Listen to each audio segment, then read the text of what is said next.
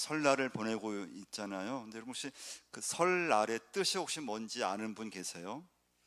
참 우리 어릴 때부터 참 설날이라는 단어를 많이 쓰고 또 까치까치 설날은 그 노래도 부르면서 이렇게 설을 보내고 있는데 저도 올해 처음 알았어요. 이 설날의 뜻을.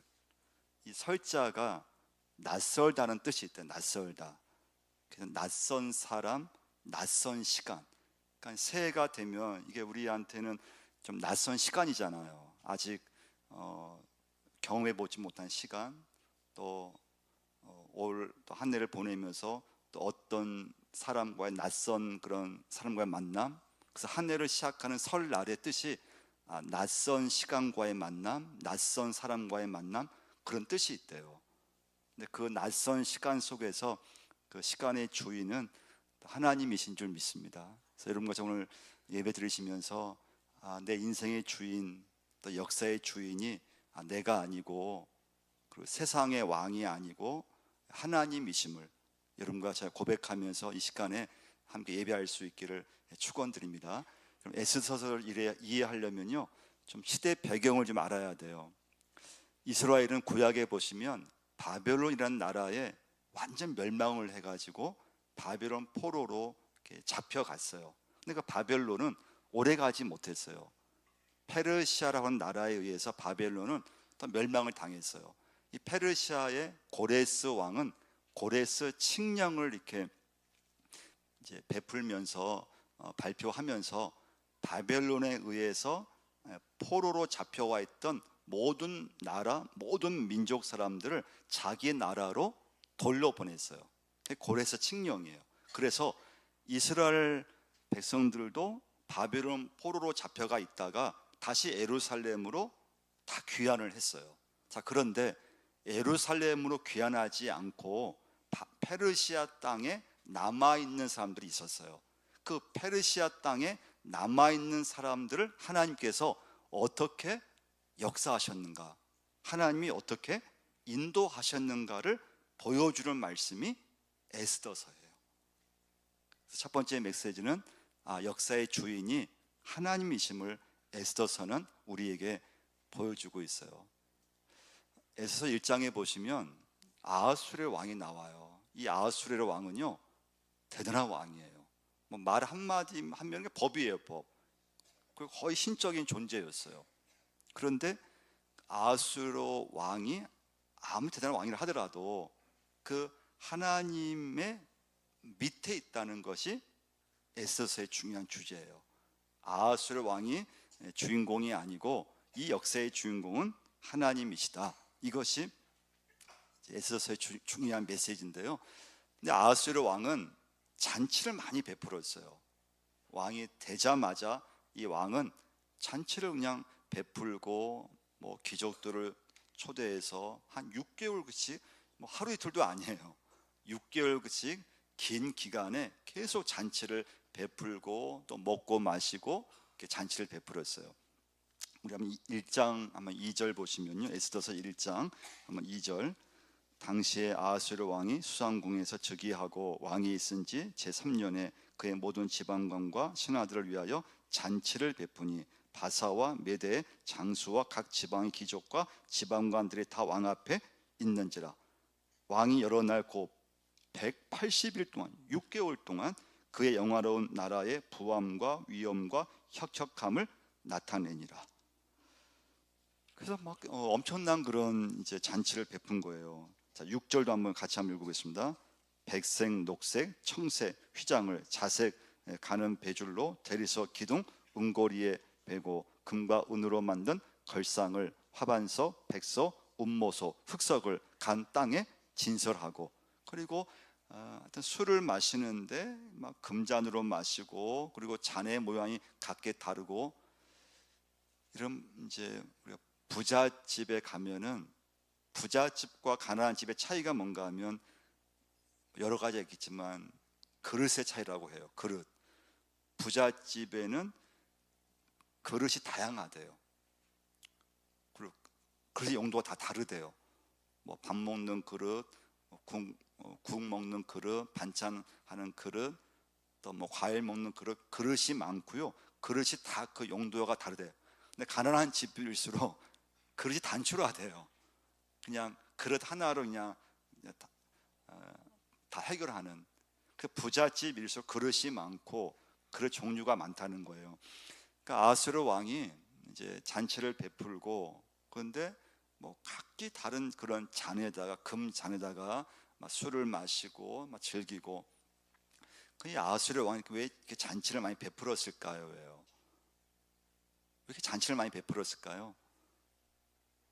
이건 아하스웨로 왕이 자기를 드러내기 위해서, 자기의 과시가 이 속에 들어가 있어요. 이런 잔치를 베풀 정도의 그런 힘이 자신에게 있다는 것을 보여주고 싶은 거예요. 여러분, 사람에게 있어서는 참 자기의 과시라고 하는 그런 욕망이 다 있어요. 자기 과시, 나를 좀 이렇게 드러내고 싶은. 그래서 여러분, 이렇게 가족에 모이면 은연중에 이렇게 자녀를 이렇게 좀 자랑하고 싶고, 또 잘 된 걸 또 얘기하고 싶고, 이게 인간의 자기 과시거든요. 인간 누구든지 자기를 이렇게 좀 내세우고 싶은 그런 마음이 있는데, 이 아하스웨로 왕은 그런 높은 자리에 그런 권력을 갖고 있으면 그 자체가 뭐 과시를 하지 않아도 그냥 남들 다 알아주고 막 인정할 만한데, 이 아하스웨로 왕은 그걸 더 드러내고 싶은 거예요. 그 잔치를 그냥 더 크게 벌리고 막 6개월 이상 잔치를 벌려서 사람들로 하여금 내가 어떤 왕인가를, 어떤 존재인가를 알리고 싶은 자기 과시의 그런 좀 욕심이라 할까요? 이게 좀 심했던 왕이에요. 근데 여러분, 성경에 보시면 근데 아하스웨로 왕의 이 자기 과시는 오래 가지를 못했어요. 이게 여러분, 인간이 갖고 있는 힘의 한계임을 꼭 기억하셔야 돼요. 인간은 누구든, 어떤 인간이든지 이 땅에서 그가 갖고 있는 그런 모든 것이 힘이든지 권력이든지 그것은 오래 가지 못한다는 거예요. 오래 가지 못해요. 그래서 여러분, 에스더서 읽어보시면 아하스웨로 왕이 얼마나 그 갖고 있는 힘이 얼마 가지 못했는가를 우리에게 보여주고 있어요. 힘을 과시했는데, 자기를 과시하고 싶었는데, 근데 성경에서는 그게 오래 가지 못했어요. 오래 가지 못하고 그냥 쉽게 아하스웨로 왕의 힘은 쉽게 이렇게 없어졌어요. 잔치를 잘하고 있었는데 이 아하스웨로 왕이 갑자기 왕후, 이제 부인을 이렇게 나오라고 했어요. 당연히 부인이 나올 줄 알았어요. 근데 부인이 왕의 명령을 듣지를 않은 거예요. 아하스웨로 왕은 이 정말 아름다운 자기 부인을 좀 사람들한테 좀 이렇게 또 과시하고 싶고 좀 내세우고 싶었는데, 그럼 당연히 왕이 나오려고 하면 왕후가 나와야 되잖아요. 그런데 이 왕후가 무슨 이유인지 나오지를 않았어요. 자, 12절 한번 보시면요. 그러나 왕후 와스디는 내시가 전하는 왕명을 따르기를 싫어하니 왕이 진노하여 마음속에 불 붙는 듯 하더라. 좋았던 잔치가 갑자기 한순간에 얼어붙게 됐어요. 음악이 그치고. 여러분, 가끔 이렇게 설날 때 가족이 이렇게 모였을 때 참 분위기 좋잖아요. 식사 맛있게 하고 또 서로 이렇게 가족끼리 얘기 나누다가 갑자기 분위기가 깨질 때가 있죠. 그런 것처럼 이 잔치라고 하는 건 여러분, 좋았던 분위기도 뭐 술이 오고 가고, 그리고 분위기가 참 한참 좋을 만한데 갑자기 말 한마디에 분위기가 깨질 때가 있어요. 좋았던 분위기가 갑자기 어떤 말을, 또 자녀들이든지 또는 부모님이든지 어떤 말을 또 잘 순종하지 않았을 때 갑자기 좋았던 분위기가 얼음이 되고 막 긴장이 되고. 그래서 여러분, 이런 명절 때 온 가족이 모였을 때는요, 진짜 말들을 조심하셔야 돼요. 그리고 분위기를 잘 유지할 수 있게끔, 그 분위기가 깨지지 않게끔 서로 이렇게 잘 이렇게 조심해야 돼요. 그렇지 않으면 여러분, 뭐 좋은 잔치로 모였는데 괜히 조흥에 겨웠다가 갑자기 순식간에 분위기가 쌓여지는 그런 이제 경우예요. 사람들이 이 왕의 잔치에 서로 막 가려고 하고 왕의 초대에 막 감격하고 기뻐하면서 막 분위기가 무르익어 가는데, 근데 하필 이 왕이 자기 아내를 나오라고 했는데 왕비가 말을 안 들었어요. 나오지를 않았어요. 그때 그 좋았던 분위기, 그건 그냥 끝이에요. 한순간에 그냥 분위기가 바꿔지게 됐어요. 이때 여러분, 오늘 이제 첫 번째 메시지 중요한 건, 이런 모든 사건들이 우연인가예요. 에서 1장 읽어보시면 아하수르 왕이 잔치를 6개월간 쭉 열어요. 좋았던 분위기예요. 근데 갑자기 왕비를 이제 초대를 했어요. 근데 왕후 와스디는 그 왕의 명령에 불순종했어요. 자, 이런 모든 일들이 과연 우연으로 된 것인가? 근데 에스더서 오늘 말씀은 그런 모든 사건이 결코 우연이 아니라는 거예요. 하나님의 역사하심 속에서, 하나님의 계획하심 속에서 이 모든 사건들이 이루어졌다는 것을 에스더서가 여러분과 제게 오늘 보여주는 말씀이에요.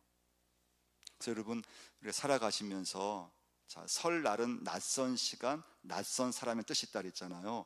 한 해를 살다 보면은 낯선 시간, 낯선 사건, 낯선 사람, 낯선 만남이 여러분과 저에게 일어나요.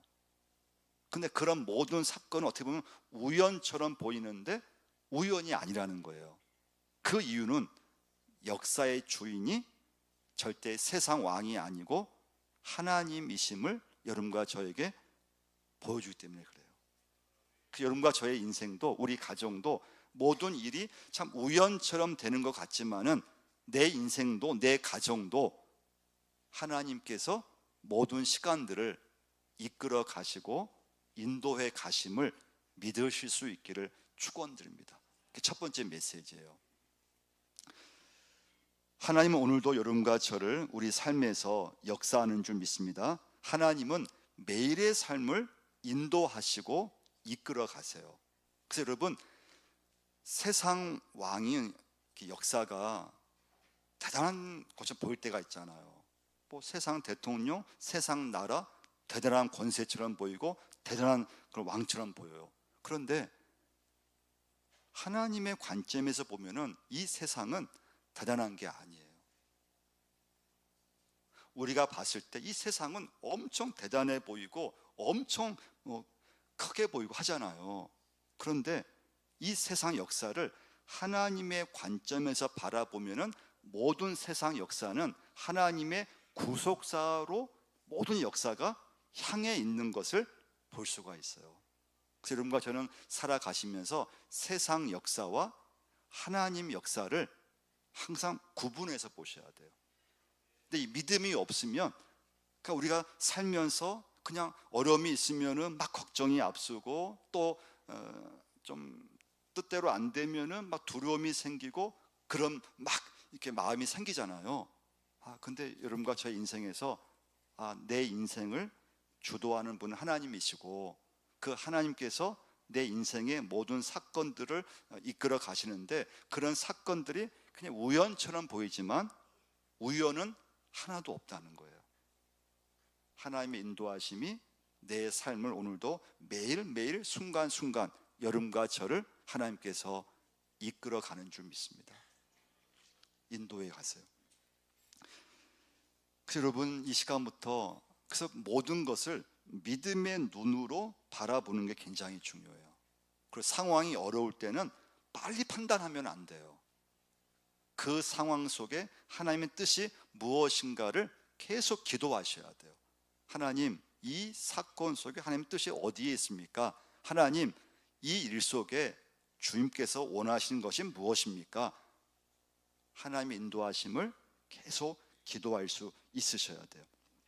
자, 두 번째 메시지는요, 왕후 와스디가 아하수르 왕의 명령을 거절했을 때 큰 후폭풍이 있었어요. 왕이 일단 진노를 했어요. 아하수르 왕은 그러면 이제 한 번도 누구로부터 거절을 받아본 적이 없는 왕이에요. 그러면 사람이 그렇다 그래요. 사람이 이렇게 살아가면서 한 번도 상대방으로부터 거절을 받지 않은 사람이 만약 거절을 이렇게 받으면 그걸 감당을 못 한대요. 우리는 살면서 뭐 학교에서든지 집에서든지 원하는 게 있어도 부모님으로부터 때로는 거절당하고 또 학교에서 선생님으로부터 거절당하고 그런 경험을 이렇게 받으면은 이게 내 뜻대로 안 되는구나. 내가 원하는 것이 있어도 그것이 부모님에 의해서 좀 이게 조절이 되고 그리고 좀 이게 내 감정이 조절되는데 아하수르 왕은 일찍 왕이 되면서부터 뭐 말 한마디면 다 순종하잖아요. 그 왕 앞에서 어느 신하든 누구든 그 왕의 명령을 한 번도 누구든 거절해 본 적이 없어요. 근데 왕후 와스디가 진짜 겁없이 이 왕의 명령에 거절을 한 거예요. 그럼 보통 왕 같으면 왕비가 좀 피곤한가 보다, 아내가 좀 피곤해서 못 나오나 보다 이렇게 그냥 넘어갈 수 있잖아요. 근데 거절을 이렇게 받아본 적이 없는 사람은 한 번 거절의 경험을 당하면 이걸 견디지를 못한대요. 그래서 여러분과 제가 살아가면서 참 사람의 성품이 이렇게 인격이 쉽지 않다는 거예요. 남녀 교제할 때 이런 뭐 교제할 수 있고 헤어질 수 있잖아요.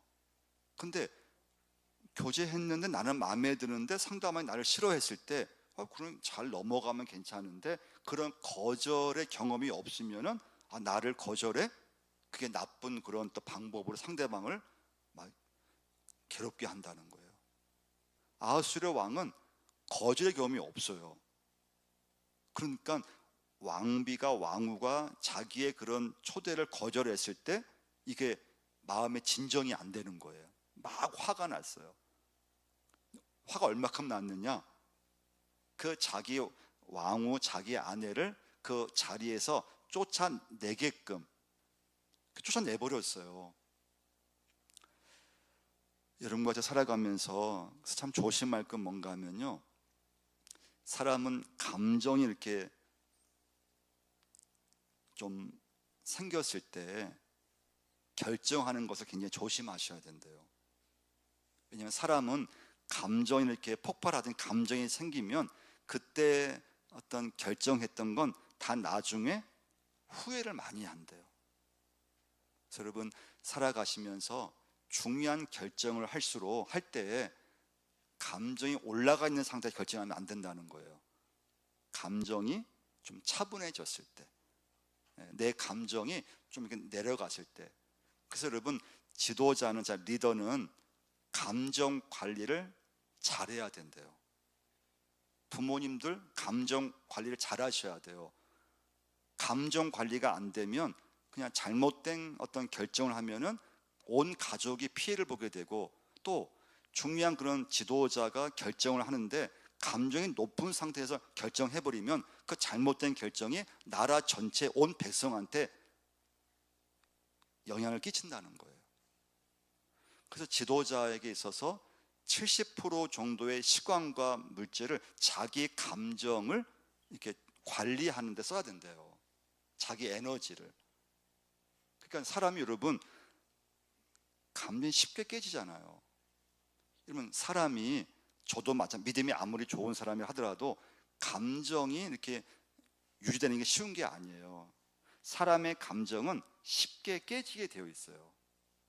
부모는 부모대로, 자녀는 자녀대로, 또 교회에서 또 교인은 교인대로 마음이 쉽게 깨져요.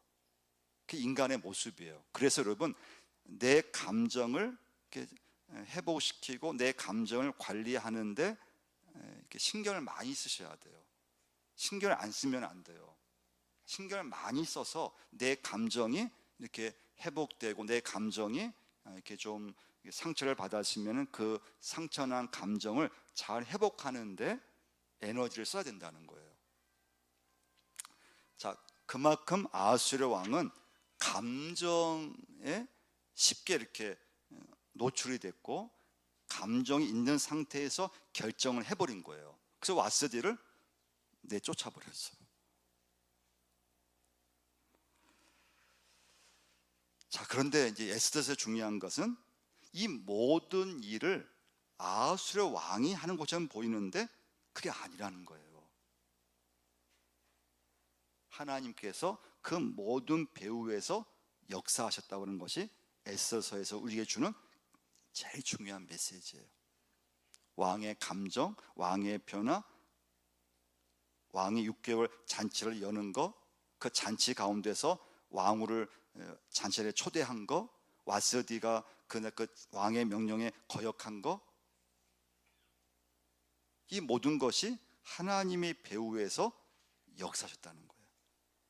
결국 에스더서 읽어보시면 나중에 에스더가 왕후가 되게 되어 있어요. 근데 여러분 생각해 보세요. 와스디가 그 자리에서 폐위가 안 됐으면은 에스더는 왕후가 되고 싶어 될 수가 없어요. 근데 와스디가 그 왕후의 자리에서 쫓겨났기 때문에 에스더가 왕후의 자리에 올라갈 수가 있었어요. 그러니까 이제 보면은 에스더가 한 것은 하나도 없어요. 왕후 자리에 될 때까지 다 하나님께서 역사를 하신 거예요. 그리고 모든 것은 지금 에스더를 향해서 다 전개되고 있어요.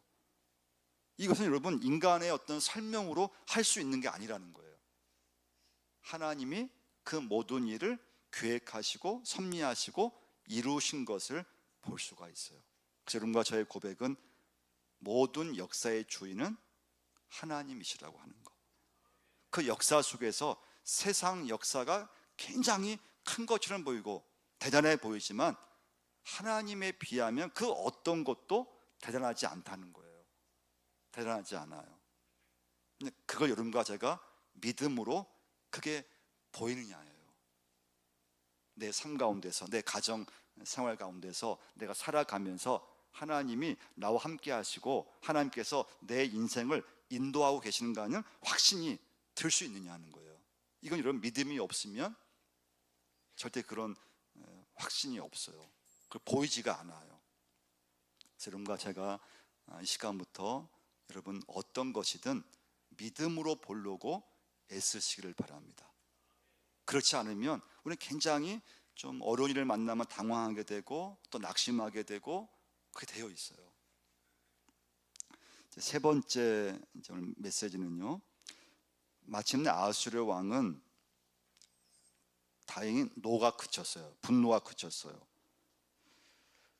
그 제정신이 돌아온 거예요. 제정신이 돌아오면서 자기가 행한 일에 대해서 생각을 해보게 된 거예요. 그게 오늘 본문의 말씀이에요. 에스더서 2장 한번 1절 한번 읽어보겠습니다. 그 후에 아하수르 왕의 노가 그침에 와스디와 그가 행한 일과 그에 대하여 내린 조서를 생각하거늘.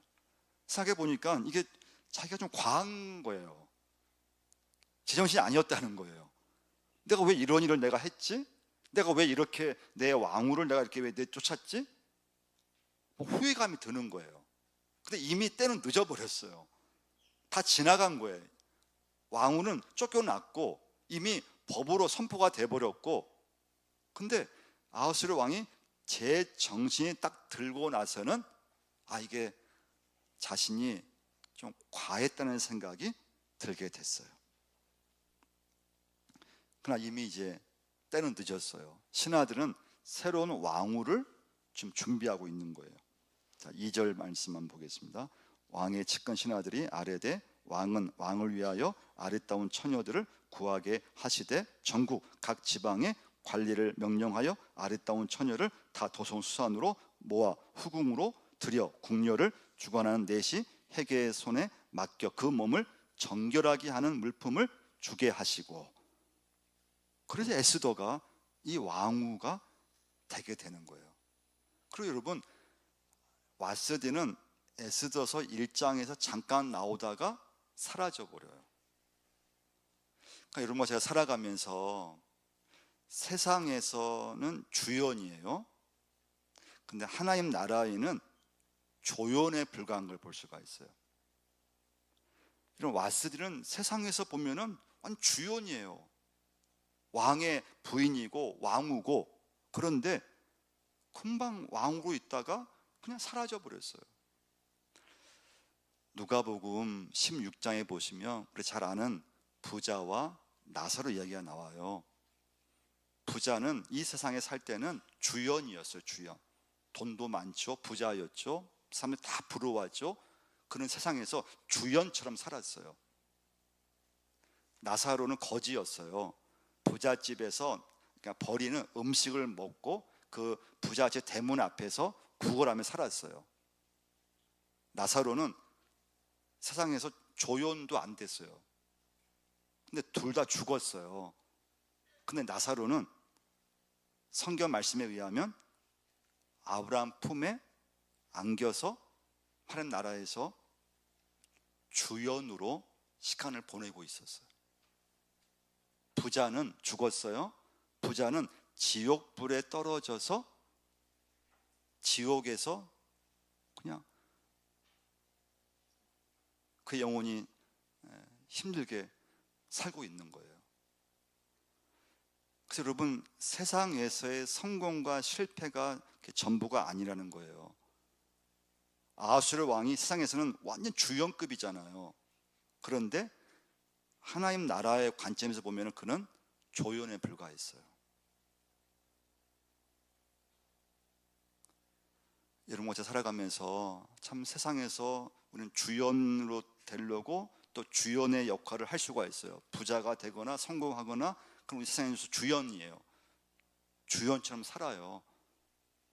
그런데 주연처럼 산다고 해서 그 사람이 하나님 나라에서도 주연이 되는 건 아니라는 거예요. 우리 세상에서는 조연인데, 세상에서는 정말 가난하고 보잘것이 없고 살아가는데, 하나님 나라에서는 주연처럼 사는 사람이 있다는 거예요. 여러분과 저는 하나님 나라에서 주연처럼 살 수 있기를 축원을 드립니다. 그런 믿음을 살아야 돼요. 자, 에스더가 등장을 해요.